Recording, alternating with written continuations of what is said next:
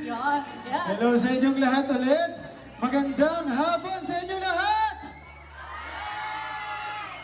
Kasi mga nasa taas dyan, hello guys. Hello po sa inyo dyan. Magandang hapon po. Magandang hapon po. Ayan, once again, manakpakan naman natin, Allen and Sophia! Ayan, makingay ang mga team challenge dyan. Ayan, Sophia, of course, kanina si Allen nakapagbigay na ng ticket. Baka ikaw din naman, we have surprise para sa kanila. Ang technique kanina, kung sino yung pinakamalakas na hiyaw, pero lahat yan magsisigawan. Kung ano na lang naman ang sa gilid. Ayan, pwede doon. Yung mga nasa gilid doon. Parang ganda eh. Yun. Ay, wait.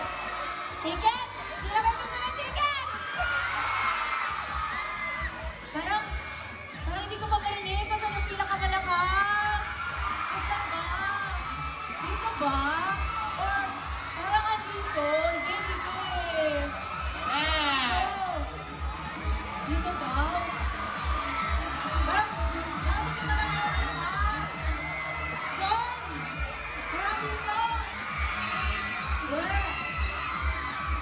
Ay! Ah! Wala pa kayong ticket? Wala pa kayong ticket? Weh! Wala pa? Mamaya doble ah! Saglit! Saglit! Saglit na! Parang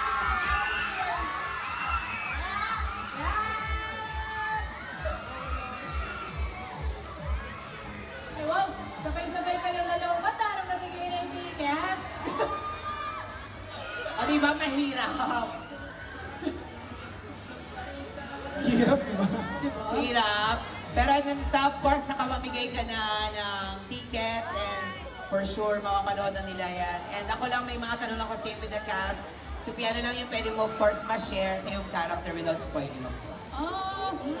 Siguro si Celine is a responsible ate and meron siyang dinadalang guilt and syempre lugar nila yung pinagdalaan sa pelikulang Huwag Kang Titingin. So syempre meron siyang tinatago sa group.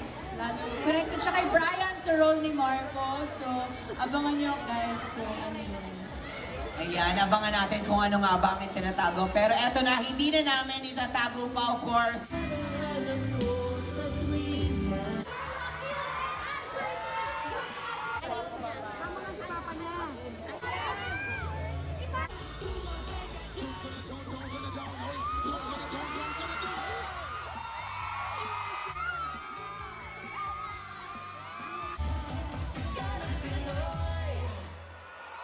Ang iba pang mga cast, kaya naman